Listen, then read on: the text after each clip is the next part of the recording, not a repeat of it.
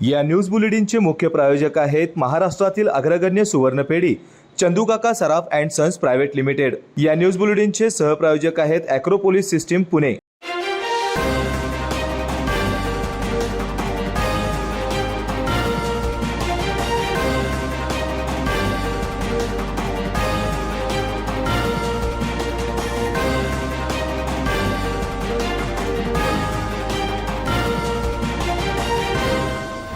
कोल्हापूर पुणे विशेष रेल्वे गेल्या 3 वर्षांपासून बंद असलेली हीच गाडी विशेष रेल्वे म्हणून पुण्यापर्यंत धावणार आहे।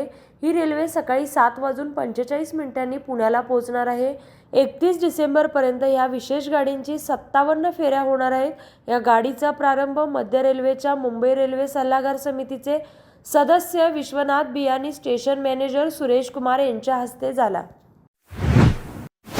कोल्हापूर शहर खड्डेपूर करणाऱ्या महापालिकेचा धिक्कार असो, रस्त्याचे 100 कोटी लावणारा प्रशासनाचा धिक्कार असो, महापालिकेच्या निष्क्रिय अधिकाऱ्यांचं करायचे काय अशी घोषणाबाजी करत शिवसेनेच्या वतीने महापालिकेचा निषेध करण्यात आला।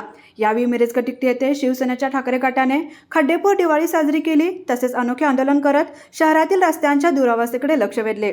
मिरज-कटिकटी येथे खड्ड्यांच्या भोवती रांगोळ्या काढण्यात आल्या, खड्ड्यांमध्ये पंथ्या लावल्या, तसेच फटाके फोडत खड्ड्यांची दिवाळी साजरी करून महापालिका प्रशासनाचा निषेध केला। यावेळी शिवसेना उपनेते संजय पवार म्हणाले, कोल्हापूर शहरामध्ये गेली 2 वर्ष झाले तर रस्त्यांची अक्षर चाळण झालेली आहे।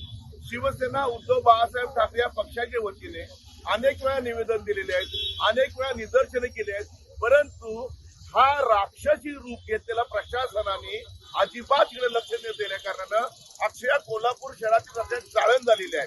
कुठलाही रस्ता एक चांगला दिसत नाही आहे। याला कोण कारणीभूत आहेत, याला जबाबदार कोण आहेत? तर भ्रष्ट अधिकारी आणि त्याला सहकार्य काही लोक असतील। परंतु कोल्हापुराचे हाल एवढे होत असताना हे प्रशासन का करते? रस्ते कुठे डांबर जाते, कुठे खडी जाते, दर्जात्मक रस्ते होत नाही। आणि म्हणून आज शिवसेनेच्या वतीनं आज आम्ही खड्डेपूर दिवाळी साजरी केलेली आहे। गणपती बाप्पा आमचे आले, ते पण खड्ड्यातच गेले, त्याचा विषय झालं। दसरा महोत्सव तसाच झाला आणि आता दिवाळी स्वतःची काय करायचं कोल्हापूरकरांनी, कशासाठी कर भरायचा आम्ही? म्हणून अनेक वेळा निवेदन दिली, अनेक वेळा निदर्शन केली। आता येत्या मंगळवारी या प्रशासनाला आम्ही शिवसेनेच्या वतीनं उद्धव बाळासाहेब ठाकरे शिवसैनिक जबाबदार आंदोलन देतील आणि हल्लाबोल करतील की कोणत्याही परिस्थितीमध्ये रस्ते पैसे आलेले आहेत, मंजूर आहेत, कामं का होत नाहीत, कुणाच्या इशारा थांबलाय, कुणाच्या टक्केवारीवर तुम्ही थांबलाय। म्हणून मंगळवारी आम्ही 12:30 वाजता या प्रशासनाला हल्लाबोल करून जा विचारू आणि कोल्हापूरकरांना चांगले रस्ते देण्यासाठी आम्ही कटिबद्ध आहोत। थेट पाईपलाईनची खबरदारी म्हणून ठेकेदार कंपनी व प्रशासनाने योजनेतील प्रमुख टप्प्यावर सीसीटीव्ही कॅमेरे बसवले आहेत। तसेच योजनेच्या संरक्षणासाठी खडा पहारा ठेवण्यात आल्याने हा देखील चर्चेचा विषय आहे। एकीकडून अभ्यंग स्नानाला पाणी आणण्याचा प्रयत्न होत असताना दुसऱ्या बाजूला हे पाणीच येऊ नये म्हणून काही गैरकृत्यांचा अवलंब केला जाण्याची शक्यता गृहीत धरून या उपाययोजना केल्या आहेत। पाण्यावरून सुरू असलेल्या राजकारणाची चर्चा सध्या शहरात सुरू आहे। या योजनेचे श्रेय घेण्यासाठी समाज माध्यमातून आम्हीच योजना आणल्याचा भास निर्माण केला जात आहे। त्यामुळे सध्या शहरात थेट पाईपलाईन योजनेची चांगलीच चर्चा रंगली आहे। जिल्हा आशा वर्कर्स गट आणि प्रवर्तक युनियन यांना आज निवेदन देण्यात आलं आहे।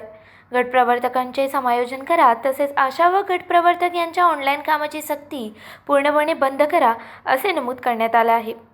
यासाठी 18 ऑक्टोबरपासून बेमुदत काम बंद आंदोलन करत असताना सरकारच्या विरोधात अनेक घोषणाबाजी करण्यात आल्या। यावेळी या आंदोलनात मनीषा पाटील, प्रतिभा इंदुलकर, वसुधा बुडके, राधिका घाटके, गीता चव्हाण आदी यांच्यासह आशा आणि गट प्रवर्तक महिला मोठ्या संख्येने उपस्थित होत्या। भोगावती नदीतून बालिंगा उपसा केंद्राकडे रॉ वॉटर घेऊन जाणाऱ्या दगडी चॅनेलची पडझड झाल्याने महापालिकेकडून हे चॅनेल दुरुस्तीचे काम सुरू आहे। परिणामी शहरात पाण्याचा ठणठणाट निर्माण झाला असून दिवाळी सणाच्या तोंडावर पाण्यासाठी बोंबाबोंब करण्याची वेळ सर्व नागरिकांच्यावर आली आहे। महापालिका टँकरद्वारे पाणी पुरवठा करण्याचा प्रयत्न करत आहे। त्यामुळे टँकरवर पाणी भरण्यासाठी महिला, मुले आणि नागरिकांची झुंबड उडत आहे। टँकरचा पाणी पुरवठा सुरू असतानाच नागरिक टँकरवर चढून घागरी भरून घेत आहेत। पाणी टंचाई निर्माण झाल्याने टँकरवर पाणी भरण्यासाठी भाऊसिंगजी रोडवर झुंबड उडाली आहे। कोल्हापूर शहराला पंचगंगा नदी असताना देखील पाणी घरोघर मिळत नाही. एखाद्या दुष्काळी भागात पाणी भरण्यासाठी टँकरवर जे चित्र दिसते ते चित्र कोल्हापूरसारख्या पाण्याने समृद्ध असणाऱ्या शहरामध्ये दिसत आहे. दिवाळीच्या आनंद उत्सवाला गुरुवारपासूनच प्रारंभ होत आहे. नोकरदारांना पगार आणि बोनस मिळाल्यामुळे यंदा उत्सवाचा आनंद वेगळाच झाला आहे. त्यामुळे दिवाळीच्या खरेदीसाठी बाजारपेठांमध्ये नागरिकांची प्रचंड गर्दी होताना दिसत आहे. विशेषतः महाद्वार रोड, ताराबाई रोड, पापाची तिकटी, लक्ष्मीपुरी, राजारामपुरीसह गांधीनगर येथे खरेदीला चांगलाच वाव मिळत आहे. पण त्या आकाशकंदील, दिवे, सप्तरंगी रांगोळी, फुले, विविध फॅशनचे कपडे, नेत्रदीपक, फटाके, चमचमीत तिखट आणि गोड फराळाचे पदार्थ, सुगंध तेल, उठणे, साबण, तर फटाके, किल्ले, मावळे या विविध वस्तूंचा यामध्ये समावेश आहे.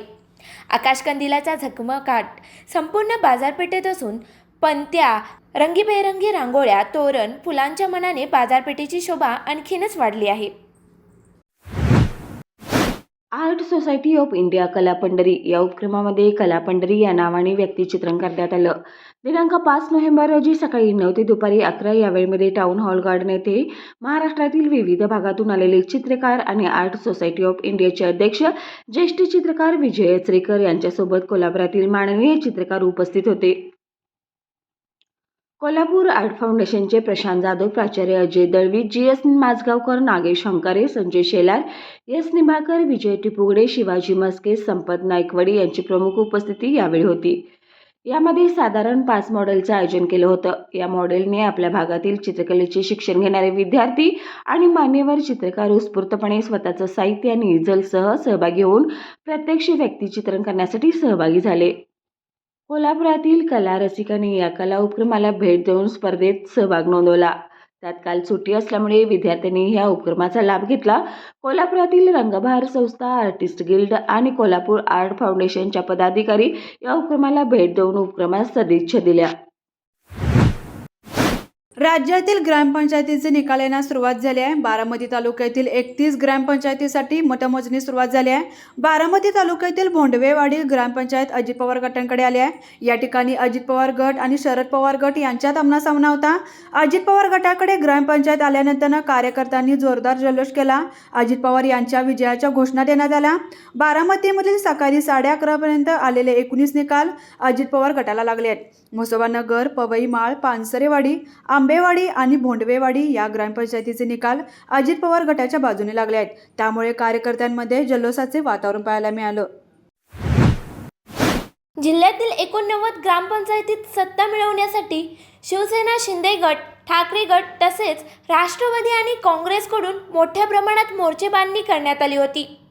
अपेक्षेप्रमाणे शनिवारी मतदान प्रक्रिया पूर्ण झाली आणि यानंतर गुलाल कोण उधळणार याकडे जिल्ह्याचं लक्ष लागलं होतं.